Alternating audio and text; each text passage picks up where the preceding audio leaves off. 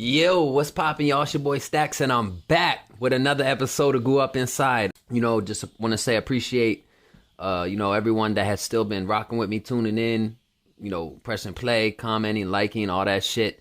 You know what I'm saying? If you guys haven't done it yet, go ahead and subscribe. Hit the little notification bell. That way, every time I drop a new video or freestyle or whatever it is, y'all can, view it first. No, what I'm gonna talk about today, man, is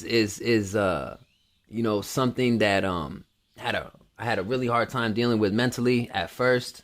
You know what I'm saying? I might have had it a little easier than others, because I have already been doing time beforehand, but nothing prepares you mentally.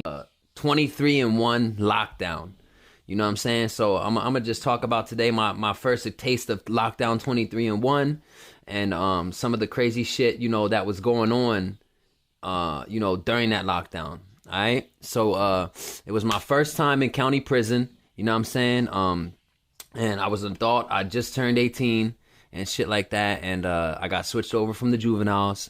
And I was in there and shit. And, I got caught. So I got caught switching cells. You know what I'm saying? So at medication time, everybody got to lock in. You know what I'm saying? And then they'll let out the top tier, and then they'll let out the bottom tier. After everyone locks in from the top, they'll let out the bottom. It's like a horseshoe. You know what I'm saying? A 180. And, I was in my homie's cell playing cards and shit like that. And when we did this, the medication was right before, like, total lockdown, before we got locked down in the night. But I thought maybe we were going to get to come back out. Turns out meds ran a little bit long. I didn't get to come back out, and I ended up having to, let the guard know that I was in the wrong cell and shit because, when they went to go do count, they would have seen, I wasn't in my cell, and, I was in this cell. The cell that I was in was a 3-person cell, but there was only 2 people in there, and I was right next door to that, which was a 3-person cell. And up on the board at the CO's desk, they have everyone's name, where they're supposed to be with their picture and shit like that. You know what I mean? So I was going to get caught anyway. So, I got in trouble for that, and I got a misconduct. What a misconduct is just basically like a ticket. If you were to compare it to something on the street, it'd be like getting a ticket. You know what I mean? And then you go to little court for that, which is like some type of CO or supervisor or white shirt or something that handles the little court. And then you plead guilty or not guilty. Well, long story short, I got found guilty and I got sentenced to 45 days in confinement, also known as the whole C2 annex. You know what I'm saying? That's what it was called in the jail that I was in. So, I got found guilty and they sent me to the hole. And when you're down in the hole, there's actually 3 different phases. There's the C2 annex side, which is like dungeon cells. It's 1 row and it's bars, made out of bars. And then there's like a walkway, and then there's another set of bars, and there's a walkway for the COs. So that way you can't like touch them with shit. Because in this hole, it was like a really big thing. They had they had called it shitting people down. You know what I'm saying? I'm pretty sure it's pretty big in any jail across the United States, but it's just called something different. Like I also know it's called gassing, splashing, shit like that. Well, the jail I was in, it was called shitting somebody down. And the reason why the guards had the walkway is because people would actually make like origami out of these paper, right? And it would be shaped into a little box, all right? And then you put some shit inside of there, mix it up with a little bit of water, and right as it starts to get soggy, you toss it. And whatever it hits, it splashes out like a fucking bomb of shitty, pissy water and turd clumps and all types of shit. You know what I mean? So, as soon as I get down there and shit, everyone's banging the bars. Oh, he's mine. Blah, blah, blah, blah, blah, blah, blah. Because at this time, I was young. This was like 2007. It was before cameras went up in the jail and shit like that. And so a lot of shit was going on. So they take me down there, take all my stuff. And I finally get back into a cell. All right. And if I were to explain it to you how it looked, if you're standing here and looking straight down the hallway, if you ever seen the movie Green Mile, It looks exactly like that. It's a really long hallway about the length of a football field, and on either side is bars going all the way down, and then there's cells in there. You know what I'm saying? So you could actually throw shit back and forth between the cells. And what they would do is, if they felt as though you were weak or they thought, you were pussy, they were going to test you. And, you'll get down there. Like, for instance, this is what happened with me. I got down there, went in my cell, boom. The guard walked away. And then, next thing you know, I'm talking to my neighbor, like, yeah, how you get down here, blah, blah, blah. And then someone tosses a note to me, all right? And I'm like, fuck. So I opens up the note, right? And the note says, yo, I want all your milks and I want all the cakes off of every tray, or I'm going to have someone shit you down. Yeah.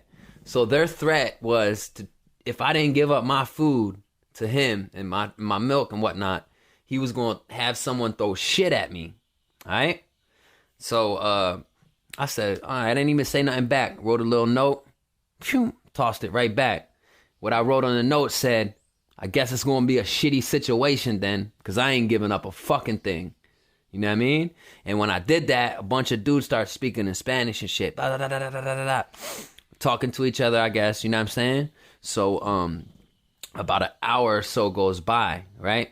I'm sitting there just chilling. And I hear, and I fucking was like, what the fuck? And someone actually threw one of those Miyagis, and the shit splashed right on my bars and fucking splashed throughout my cell. And when I looked up, the guy across from me was laughing about it. You know what I'm saying? So to this day, I can't even tell you if he's the one who threw the shit. Well, actually, it's called a Miyagi. The little square boxes, the paper boxes, are called Miyagis. And then they fill them up with shit and piss and throw them at each other. Right? So in my head, I seen him laughing, so I thought he threw the shit. All right? So what I did, we had blue jumpsuits. That's all they gave you. One blue jumpsuit, a pair of whitey tighties, dun-dun-dun, Supermans, whatever you want to call them, a pair of socks, a sheet, a blanket, and a pillowcase with a punk-ass pillow. All right? So I looked at him in his eyes, right? After like I got up and I'm like fuming at this point, right? I'm looking at him. I rip off my fucking jumpsuit, right? Down to nothing but my fucking skibbies. And I'm still staring at him as I'm doing this. Pull my skibbies down to my fucking ankles, squat right in the middle of my cell. Took a shit directly onto my floor. Picked it up with my hand and chucked it at him. Picked up another turd. Chucked that shit straight at him. And when I did that, everyone started laughing, banging on the bars and shit. They're like, oh, you don't know who you fucking with, white boy. We're going to get you. I said, well, come get it then. Because I already knew from beforehand, when you get down there, when you come out of your cell, you're in handcuffs. What's a motherfucker going to do with handcuffs on? Not too much, unless he can get a hold of you or something like that. But ain't nobody going to get a hold of me while I'm in cuffs. I'm not. You know what I mean? So I already knew they wasn't going to do shit. You know what I'm saying? And I knew that they weren't expecting me to throw shit back at them, right? And the fact that I did, and the way that I did it in such a savage and vicious manner, like an animal, was because I didn't want them to keep going with it. Because what happens is, if you act like you're pussy or you act like you're scared about it, they're going to keep doing it every day. Every day, they're going to throw shit at you. They're going to wait till you eat. They'll wait till you're sitting there eating. I've seen it happen. Sitting there eating with your tray on your lap, and then the Miyagi hits your bars and whoosh, splashes all over your tray. Shitty, pissy water all over your tray. You know what I mean? And then you're fucked. You know? So that's the reason why I did it the way I did it. You know what I'm saying? And, it is what it is. You know? That wasn't the first time I had to throw shit either, and it wasn't going to be the last. You know what I mean? So that's what happened on my first day down there. And after that, everything was all kind of, all cool. They didn't even pressure me for my shit no more after that. You know what I mean? And, but this was like a really big thing that was going on down there. You know what I mean? Pissing each other down, shitting each other down. And I ain't even going to lie to you. 85% of the time, they was only trying it with the white boys. You know what I mean? Like, black dude came down there. Oh, what's up, bro? Blah, blah, blah, blah, blah. Puerto Rican dude came down there. Oh, ¿qué pasó? Blah, blah, blah, blah, blah. You know what I mean? The white dude came down there. Oh, give me your shit, white boy. You pussy, blah, blah, blah, blah, blah. You know what I mean? And I ain't gonna lie. 85% of them are gonna run it in. Why? Because they can't. See, this is the thing, man. When you in a situation like that, you just have to turn off the fucking good switch and turn on the bad one. And when you turn on that bad one, you have to be willing to fucking go to the furthest extent and furthest extremes more than anyone else, just so you can nip it in the bud. Because if not, they're going to keep pressing you, keep testing you every day. You know what I mean? So, some time goes by and shit. And, a lot of dudes end up getting released. You know what I mean? And mind you, when I started my sentence down there, it was only 45 days. All right. So while I'm down there, they used to fucking like torture us. COs would torture us and shit in different ways. Like, one of the ways was in the wintertime in this jail, it gets super fucking cold. All right. And then in the summertime, because there's no AC in this jail, all they do is open the windows. It gets really fucking hot. And them cells are cinder block squares. So they're like ovens, you know what I mean? So if it's 80, 85 out there, it'll be like 105 in the cells. So you'll be sitting there with nothing but whitey tighties on, pouring down fucking sweat. All right? And then the exact opposite in the summer, all they give you is a jumpsuit, maybe a sweater. You sitting there with every fucking piece of clothing that you have on, wrapped in your blanket, wrapped in your sheet, still shivering, all right? And something that the guards would think was funny would be to turn on the exhaust fans when it's really cold like that and drop the temperature another like 15, 20 degrees, So we're literally back there like, I was so fucking cold. My teeth were chattering so bad, like, you could hear them like bouncing, like my teeth bouncing off each other. My fingers were starting to turn purple and blue at the tips. You know what I mean? So what we did is we all flooded it. If you put your fucking blanket in the toilet, you can stop it up and just keep flushing. So what we did,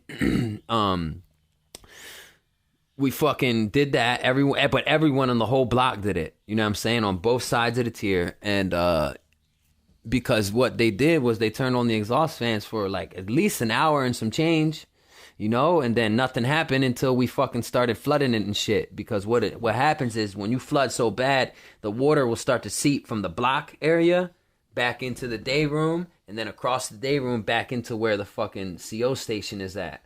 You know what I mean? They call it the cage, the CO cage, because that's basically what it looks. It's just a little square little cage with 2 COs in there. And then it's a set of bars, a day room, a set of another bars, and then the long hallway, which is the hole. So when you're all the way in the back there, there's tons of shit that could go on. They say that motherfucker's haunted.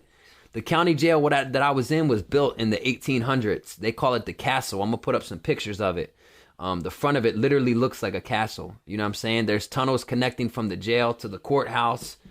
I know like certain jobs within the jail, you clean them areas, and motherfuckers told me they see chains on the wall from when they used to hang people up on the wall and beat them. You know what I mean? It's a really historical town that I'm from. You know what I'm saying? And the jail is super fucking old, over 100 years old. It's fucking falling apart. There's black mold all through the shit. You know what I'm saying? And then you go to the hole, you got motherfuckers throwing feces and piss at each other, making it even more unsanitary. You know what I'm saying? You already down there, you can't take baths. When they bring you out for a shower, when you're in the hole, you got to take a shower with handcuffs on. All right? So you'll have your handcuffs on. You go up to the cage and put your hand out like this. They squirt a little bit of shampoo on this hand and a little bit of soap on this hand. You mix them together and you got to rub them all over your body with your handcuffs on.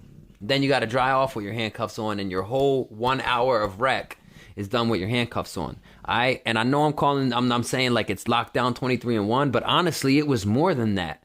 You know what I'm saying? Because we would only come out three or 4 times a week. You know what I'm saying? And the rest of the days, we were just locked in 24 hours a day. You know what I'm saying? And shit was just crazy, man. And I wasn't prepared mentally at first because I knew that the shit was like, barbaric fucking conditions down there. But I didn't know it was going to be to the point where I was going to have to be squatting and shitting on my floor, picking it up and throwing it at people with my bare hands. Like it was nothing, like a fucking, a monkey or something. You know what I mean? Like, and, just, if you're not in that type of life, just stay out of it, man. If you don't feel as though you would be able to adapt and thrive in a fucking environment like that, you're not mentally prepared for it. And I would suggest that, you keep yourself away from it. You know what I mean? Because it's not worth it in the end, no matter what. No matter all this crazy shit I be talking about, laughing and all that, none of this shit is worth it because it takes away from your family, it takes away from your life, and time is something that you can never get back.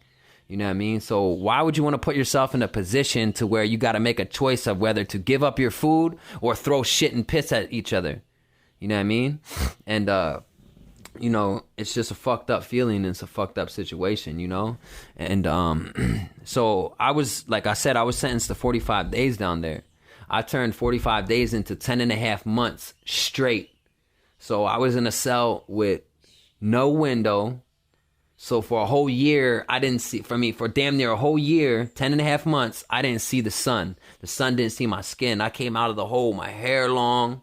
I was skinny because you don't get no commissary. Every day they give you a toothpaste on your tray. And it's a little clear packet of toothpaste. Looks like a ketchup packet. It's called Maximum Security, Bob Barker. A little rubber toothbrush about this big, about as long as my pinky. That's how the size of your toothbrush. And it's made out of rubber. So you gotta try and brush your teeth and shit like that. You know what I mean? And I spent 10 and a half months down there my very first time. And in a situation like that, it's going to either make you or it's going to break you. You know what I mean? And obviously it didn't break me. It just made me more hardened and, honestly, more hatred towards the system because the way that they were down there treating us, all right? They was turning on exhaust fans and freezing us out. Coming through gassing people for no reason. You know what I mean? Gassing, what that is like a mace. They have a really big can of mace, a big canister like this, like a fire extinguisher. You squeeze it, and the fucking thing shoots from here to fucking 30 feet across the room. But they'll come and point blank you. And walk away laughing about it. You know what I mean? That's the type of shit that they were doing to us, in the hole. And, like, there's even stories of motherfuckers getting beaten to death. Like, there's a guy that was beaten. He fought a CO, and then when they got him down there... So what happens is if you hit a CO or something, right? They're going to come fuck you up wherever you're at, 10, 15 deep, and fuck you up. And then on your way to medical, they're going to bang your head off the doors while they're opening them up. They're going to fucking run your face down the side of the wall when you're going down the stairwell, brush your shit, burn your shit all up. Give you body shots, kidney shots with fucking flashlights and shit like that. And then all the way to the hole. And then from medical to the hole, they do the same thing and beat you up on the way. So what happened was, dude ended up fucking up one of the COs and he got down there to the hole and they got him on the ground and laid a mattress over top of him and laid on it and was beating him through the mattress. And they beat that poor man to death. I heard they held him down there for over an hour, just punching him and kicking him and stomping on his head and his fucking body and shit, all the way until he died. You know what I mean? So, a lot, like, being in them situations is fucked up, being locked down for 23 hours a day, period, puts a beating right here. So, and then on top of that, you're being abused, and then you gotta worry about people throwing shit and piss at you, and throwing shit and piss at other people, and fighting with handcuffs on and shit like that. And it's a everyday basis, and there's so many people down there. It's different schedules. Some guys are up all night and then sleep all day. So if you sleep all day while everyone's up at night, they're screaming, making noise, banging. And then if you sleep in the day while everyone's up all day, they're screaming and banging and working out. And it's just crazy. You know what I mean? So, it's not something that I would ever recommend or wish on even my worst enemy. You know what I mean? It doesn't matter what the fuck they did. I feel as though there's other justices that we could serve them with other than, throwing them in a jail cell. You know what I mean? So, yeah, man, I hope y'all been fucking with the content. You know what I'm saying? Like I said, I apologize in the big gap of videos, you know, but if you haven't done it yet, go ahead and subscribe. Let's get this shit to 1,000.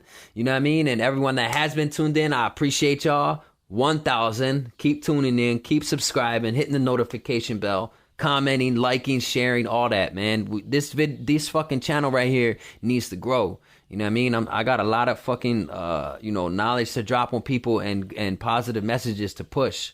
You know what I'm saying? So keep fucking with me, keep subscribing, keep sharing, and till next time. You.